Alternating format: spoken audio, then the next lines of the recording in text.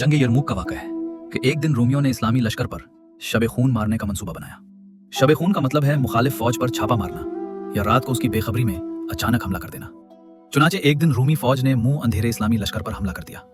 उस वक्त इस्लामी फौज लड़ाई के लिए बिल्कुल तैयार नहीं थी, लेकिन हजरत खालिद बिन वलीद रजी अल्लाह अन्हु ने बिजली की सी तेजी के साथ 500 के लगभग सवार अपने साथ लिए और रूमियों को रोक कर खड़े हो गए। जब तक सारी फौज लड़ाई के लिए पूरी तरह तैयार ना हो गई, उन्होंने दुश्मन को आगे बढ़ने से रोके रखा।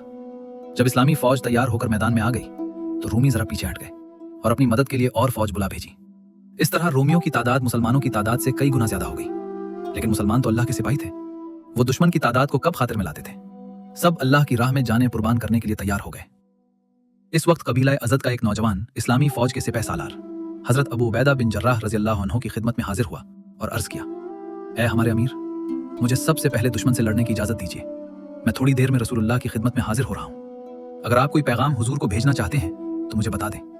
इस नौजवान की गुफ्तगू का मतलब यह था कि अब वो ज्यादा देर सब्र नहीं कर सकता, दुश्मन से फौरन लड़ना चाहता है। इस लड़ाई में वो जरूर शहीद हो जाएगा और शहादत के बाद अल्लाह ताला इसे रसूलुल्लाह की खिदमत में पहुंचा देगा।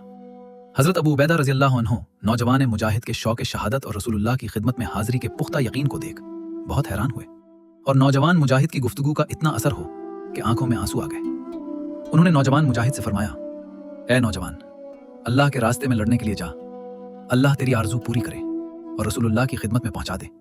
इस वक्त हम सब की तरफ से की खिदमत में सलाम के बाद अर्ज करना कि ऐ अल्लाह के सच्चे रसूल, हमने अल्लाह के दीन को मजबूती से थाम रखा है और आपके तरीके पुरसख्ती से अमल कर रहे हैं।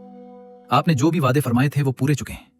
हजरत अबू उबैदा रज़ी अल्लाह अन्हु से इजाजत पाकर अज़दी नौजवान दौड़कर मैदान में पहुंचा और उस जमाने के दस्तूर के मुताबिक दुश्मन को ललकार, कहा कि कोई है जो मेरे मुकाबले पर आए। इसकी ललकार सुनकर रोमियों के चार्जिंग जू एक एक करके इसके मुकाबले पर आए और चारों उसके हाथ से मारे गए। अब रोमियों ने अपना एक तजर्बाकार नामी जंगजू मुकाबले के लिए भेजा। नौजवान मुजाहिद इसके हाथों शहीद हो गया। अब दोनों फौजों के दरमियान घुमसान की लड़ाई शुरू हो गई जो शाम तक जारी रही। फिर दोनों फौजें अपने अपने ठिकानों तरफ चली गईं।